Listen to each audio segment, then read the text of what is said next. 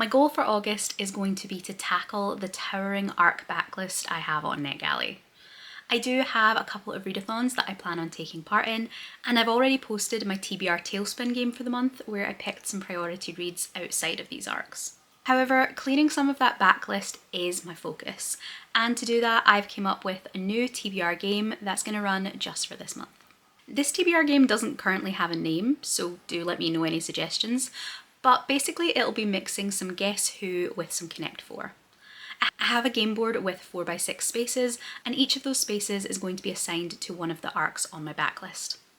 I have a stack of prompt cards, and each time it's time to pick a new book, I'm going to choose a prompt and find a book that matches. Once I've read the book, whether that is finishing it or DNFing it, as long as I review it on NetGalley and clear it off that shelf, I can flip that cover down and move on to the next book. The goal here is going to be to clear as many as possible, but I also have a little bit of a reward system in mind for my own motivation. If I can get either a row or a column, then I'm allowed to go and buy myself a new book. We'll jump straight into the first choice now, and you'll see how the game plays out. So we have our game board all set up along with our pack of prompt cards. I'm actually really excited to see how this works out.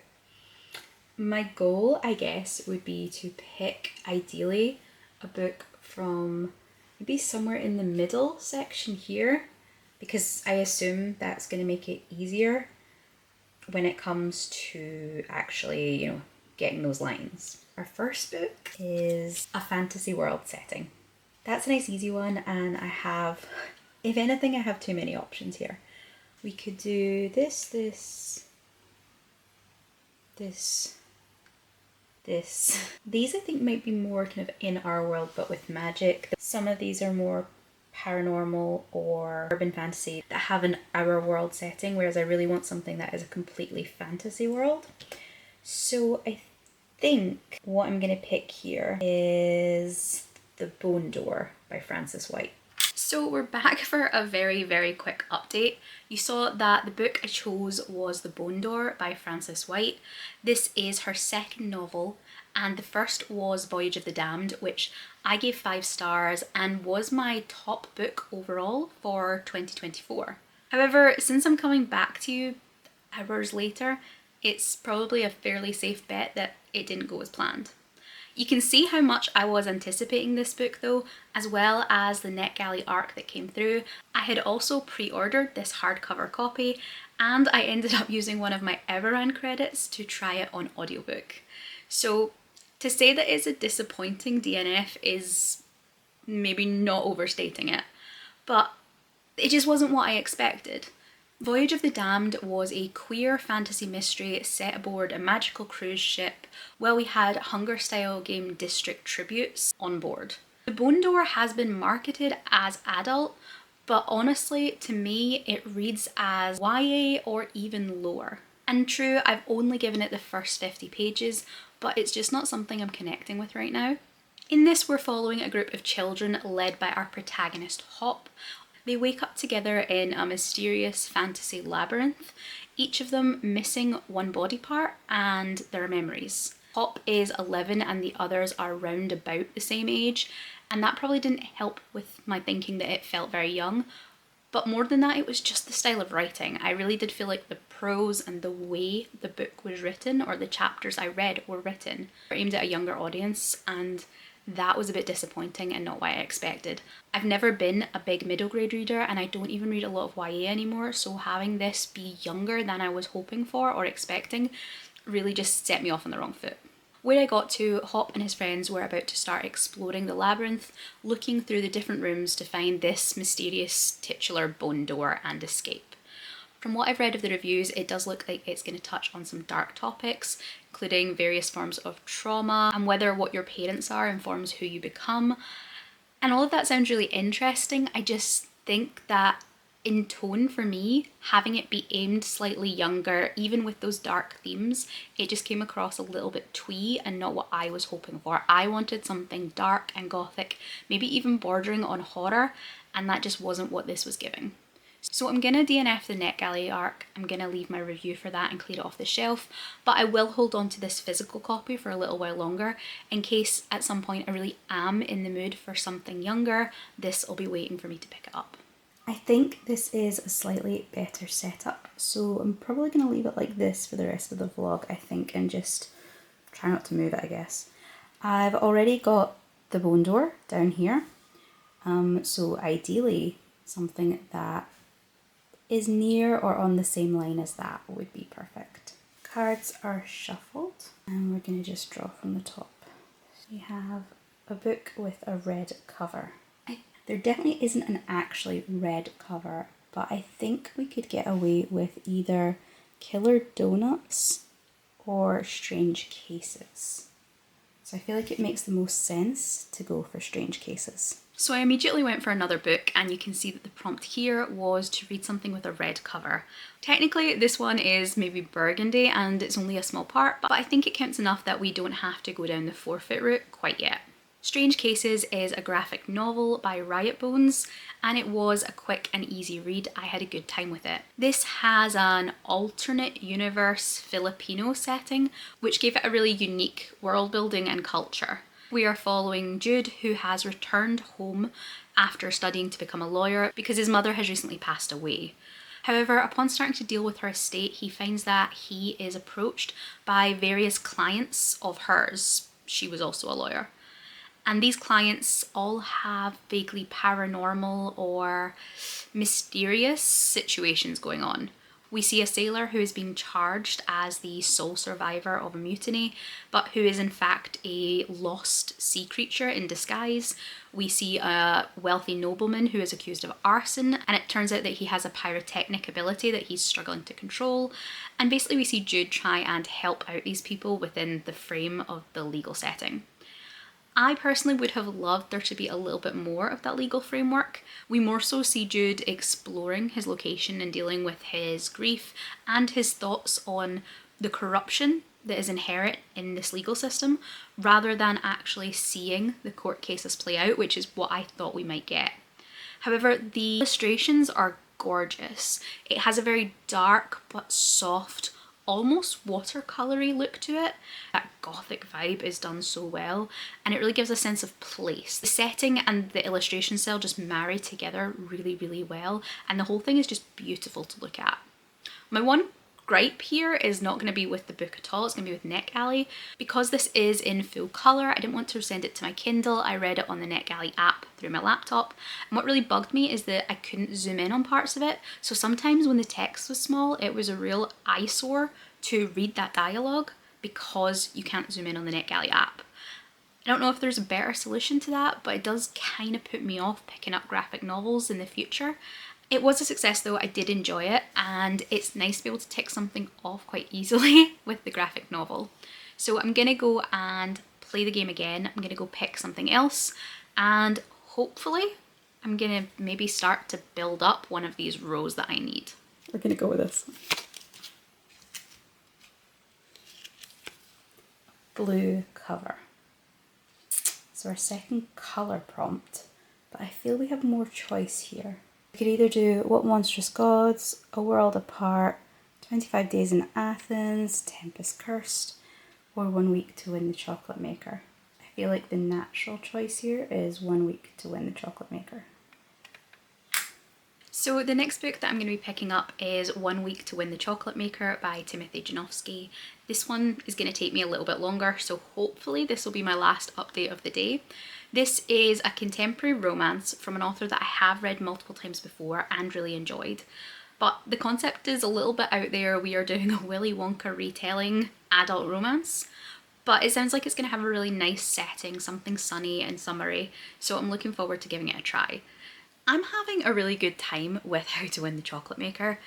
It is fast-paced, and Janowski's writing, while it's maybe nothing transcendent, it's very utilitarian, it serves its purpose. He has some nicer turns of phrase, and the writing is really readable, so you're able to consume it in massive chunks.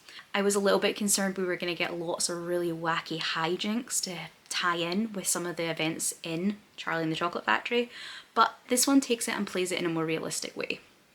We start out following Dario, whose grandfather has just died and left him as the heir to run the family's multi-million-dollar international chocolate company in Italy. However, he does have a brother that is contending for the position, and his grandfather's will states that if Dario can't get married before his next birthday, then the company will go to his brother. We have a contest where consumers of the brand are invited to write in why they would make the perfect spouse and what they feel about love.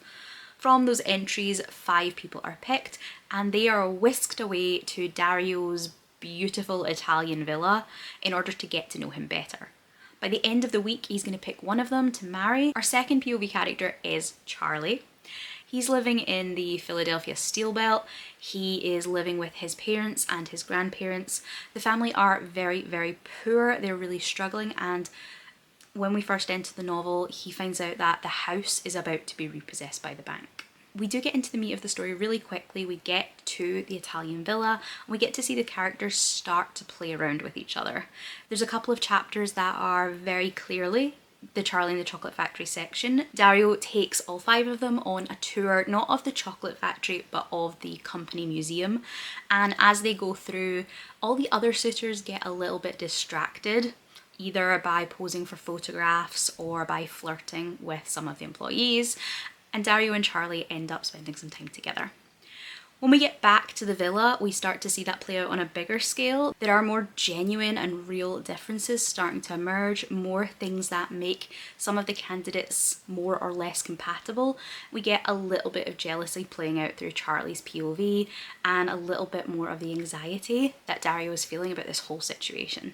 I'm roughly at the halfway mark and we're now in a gorgeous setting with a story that feels a little bit like something out of The Bachelor, and I'm having a really, really good time with that. I really like both Dario and Charlie.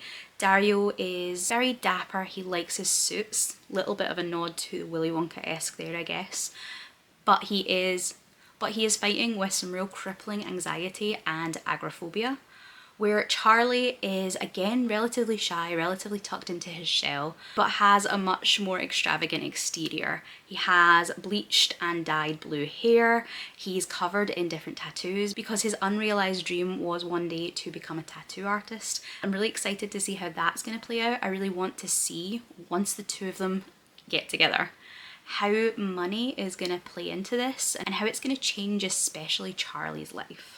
1 week to win the chocolate maker ended up being a lot of fun. It was a really nice setting, it was fairly fast paced, and Dario and Charlie were really great characters both separately and together.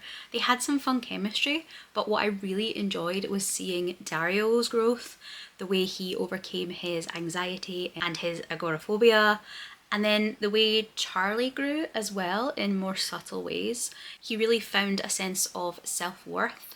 Whereas in the start, I think putting him in the scenario with people that he thought were more likely potential love interests set him up with quite a lot of self-doubt and maybe a lack of self-value that he had to work his way through in order to be ready to take that next step with Dario.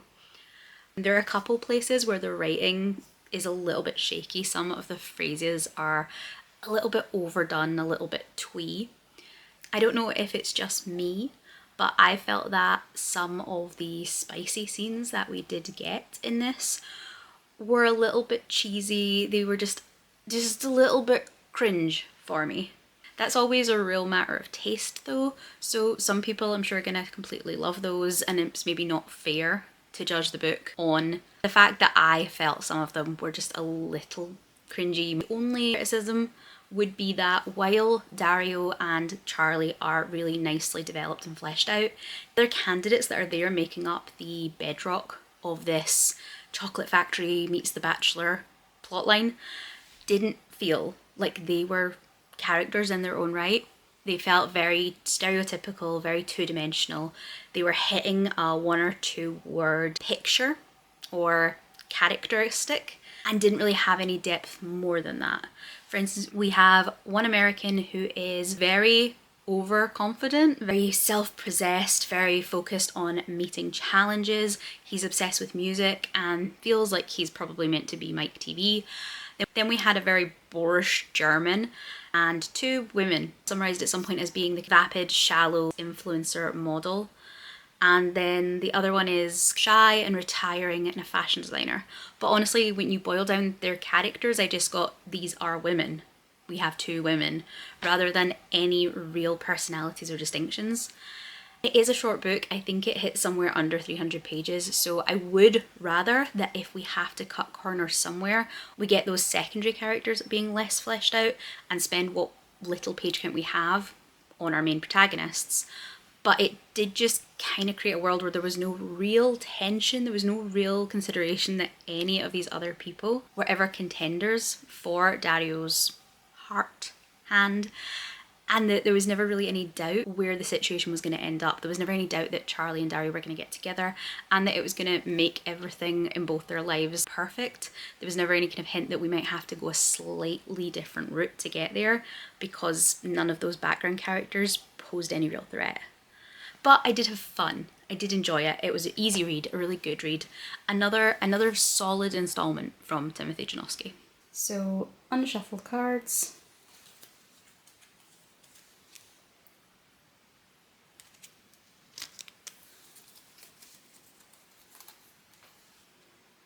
Shuffled.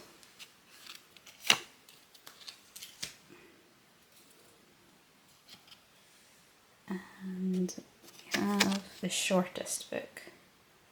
I think that would be this one. Miss Gentle and the Case of the Very Flat Monk by Travis Baldree. I think that one is actually a short story. Miss Gentle and the Case of the Very Flat Monk was another really quick read. This is a short story from Travis Baldree in an entirely standalone universe. We enter the story just after the mysterious death of one of our monks, and a very Miss Marple-esque older woman comes to investigate the crime. The interesting thing about her is that the other characters never get to see her face. She's clad head to toe in armour, and she has a reputation for being able to solve any mystery with some really unusual techniques. However, she wants one of the monk's holy relics in exchange. This one was fine for me. I definitely felt that we were parodying Miss Marple a little bit in our protagonist, but there were some... and there wasn't really a whole lot of space for what I think was meant to be the twist to play out. It had to be alluded to fairly early on so that we would have a little bit of time before the end, and maybe that would have felt more like a shock or a reveal if this were a longer story. In terms of the mystery, it had quite a nice resolution, but it's nothing that's going to stick with me. It's nothing game-changing. And honestly, I think that's maybe where I'm falling on most of Travis Baldree's books. I did love Legends and Lattes. That has been a 5-star book for me upon multiple rereads, but every book I've read since then has been a little bit of a disappointment. Not bad, but coming in around about the 3 to 4 star rating, which is a disappointment compared to what I'm hoping for from an author that has written a book I enjoy so much. So having read Bookshops and Bone Dust and the other short story he put out in the world that had a mystery vibe to it, and now this, I don't know that I'm going to choose to continue with Baldree's books unless I think the premise sounds really, really interesting or really fresh. I don't know that I have an urge to continue in the Legends and Lattes world, and I think I might have to treat him as a new author in terms of if the book interests me rather than just on the strength of what I've read before. Which is a little bit disappointing considering this wasn't a bad story, it just didn't grab me the way I wanted it to. It didn't feel like it was worth the half hour I spent on it. It does check off another mark on my board, and I can submit it for both of the readathons that I'm doing this month, but by and large it is one I'm probably going to forget about. So I'm going to go back through to the kitchen and pick my next book. A number or colour in the title. You might have to use a different book.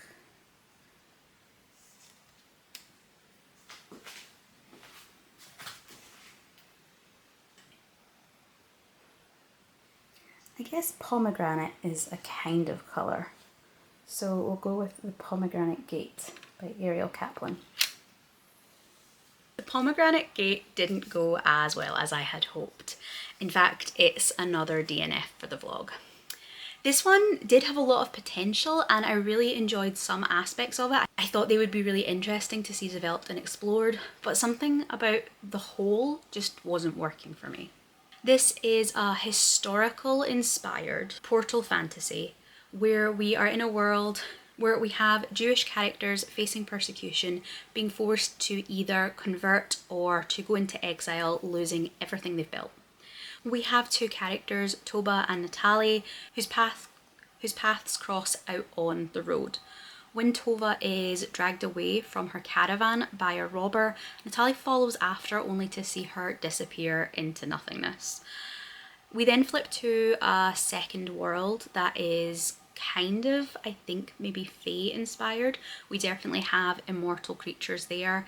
It's talked about as a mirror universe, and in this time of turmoil, the creatures and the generals in this mirror universe want to take the chance to have a real impact on the human world.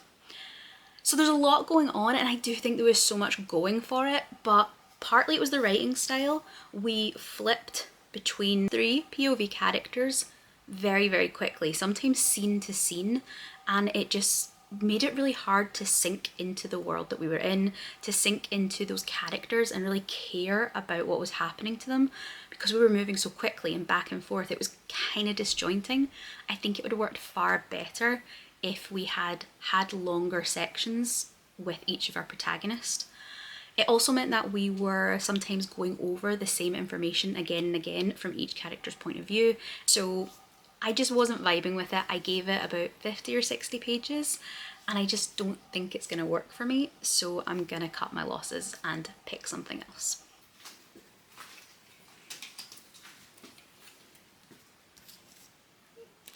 Can you see those there? Okay, so The Innocent Sleep would be a good one, but I am very intimidated by getting back into that series, so in all honesty, unless I'm forced, I probably won't.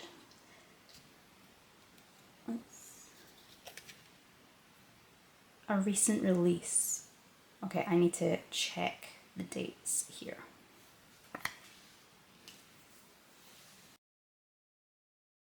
Okay, so the Travis Baldry is August 11th, but I've already done that one.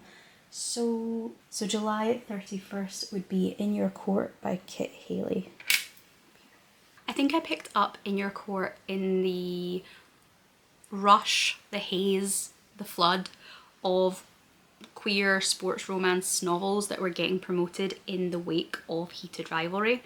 And honestly, I know as much about tennis as I did about hockey, which is to say I know Wimbledon is a big tournament and I know that quite often they wear white. So I don't really have any expectations going into this that I'm going to get anything out of the sports side of it. I am here almost 99.9% for the romance, and that's gonna have to carry it. I am very aware that I won't be picking up anything if there's flaws in the sports side of it, which in a way maybe makes it something I'm more likely to enjoy, where someone that knows a lot about the sport would maybe see more flaws or nitpicks. For all I know, this book is absolutely perfect in terms of its tennis representation, but I'm gonna go in just looking for fun with the characters. I will say that already, only about 25-30% of the way in, I am kicking my heels, I am giggling to myself, I am having an absolutely fantastic time. Our main character is Matteo. He has been a rising star in the junior divisions. He was predicted to be one of the real up-and-comers, one of the real big stars of the game.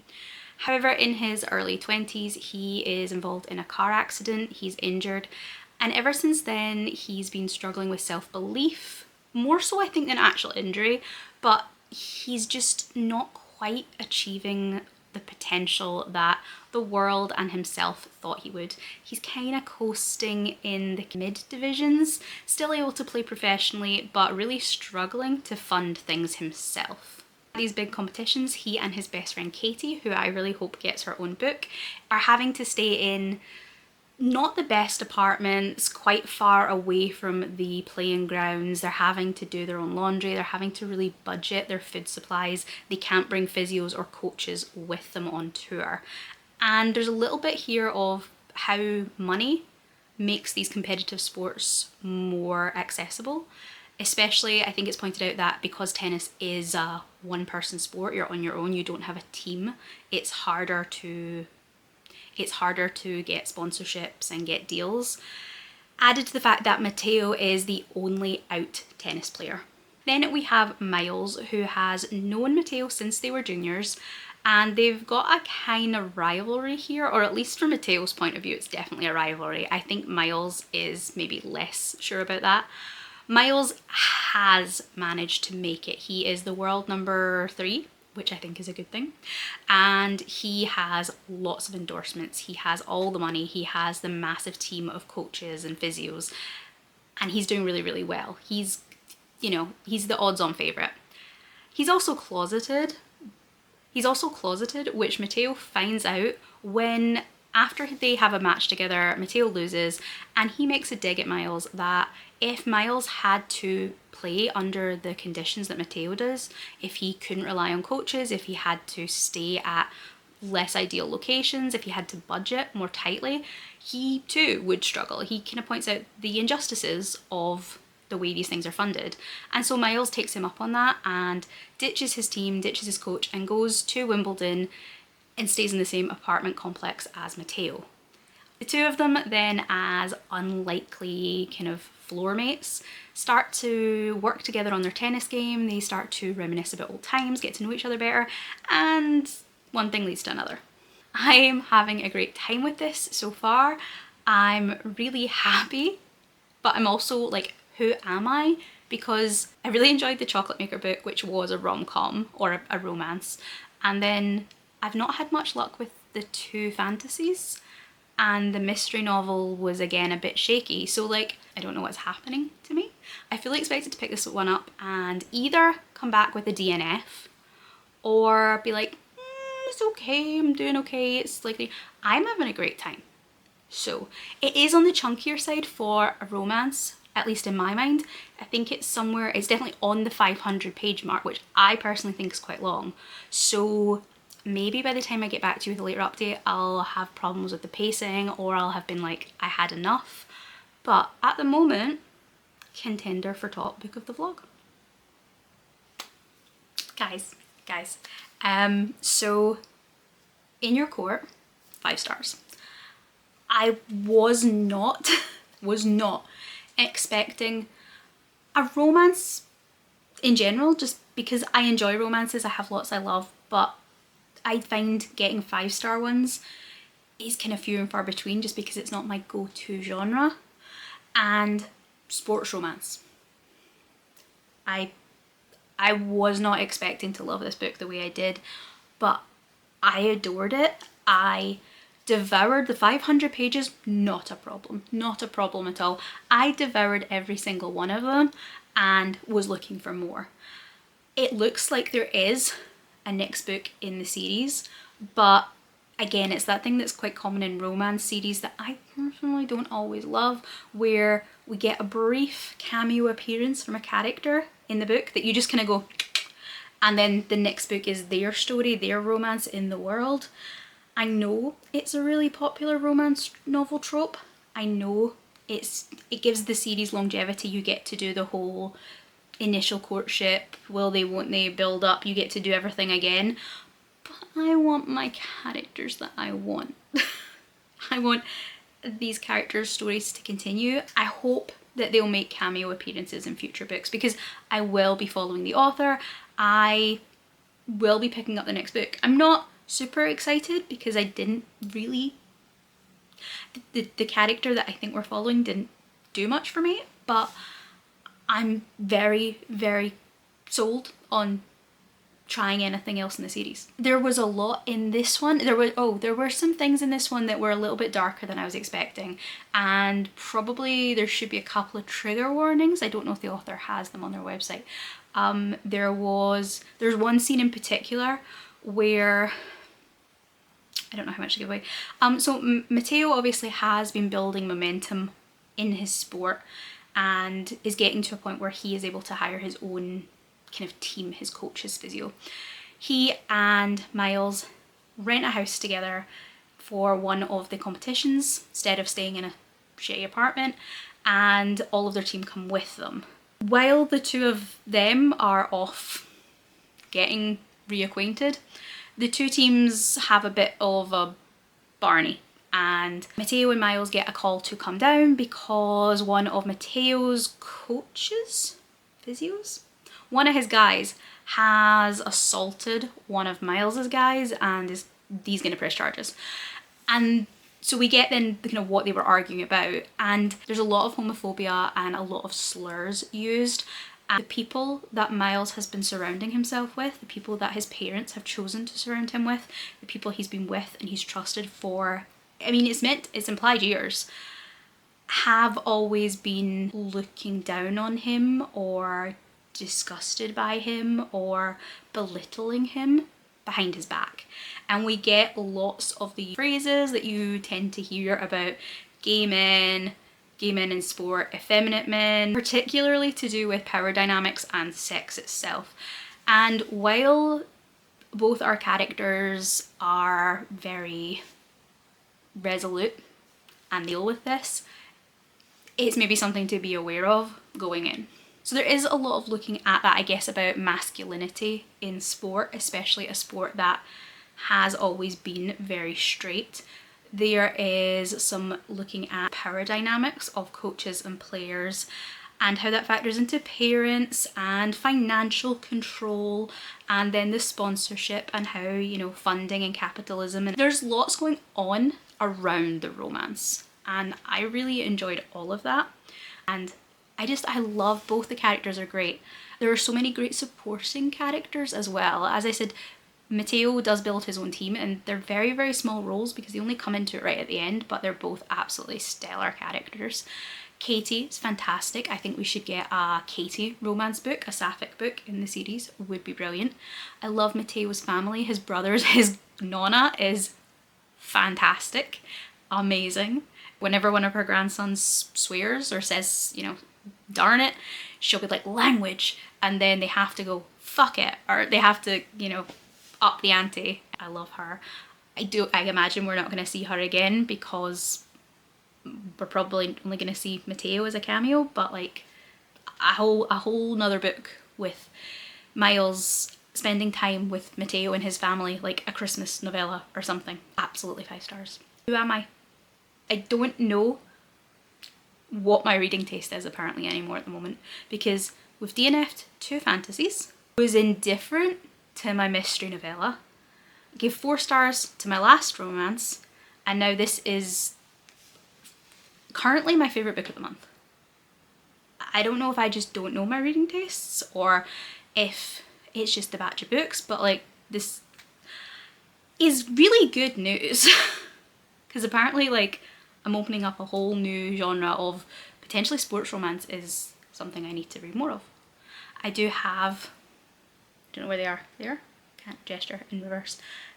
The rest of the Heated Rivalry series still needs to be read, so that might get moved up the TBR immediately, as well as looking into when the next book actually in this series comes out.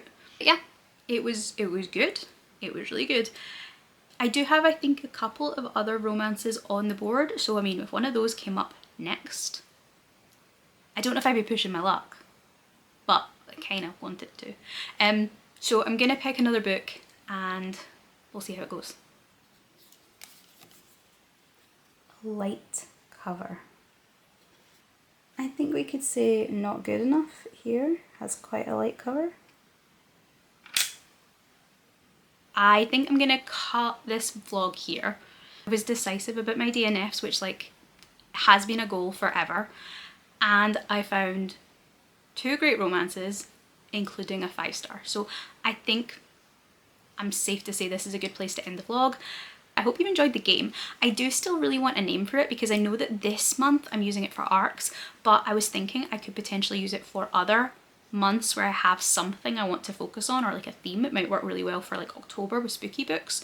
So if you can think of a name that works either specifically for arcs but maybe even just in general, then definitely let me know that, because I'd love an idea, because I think it needs a name, especially if I was going to do it in future. If you don't want to talk about the books and you don't have a name for the game, then leave me a sports themed emoji. Thanks for watching. I hope I'm going to see you in the next part of this vlog and in whatever the next video ends up being. Bye!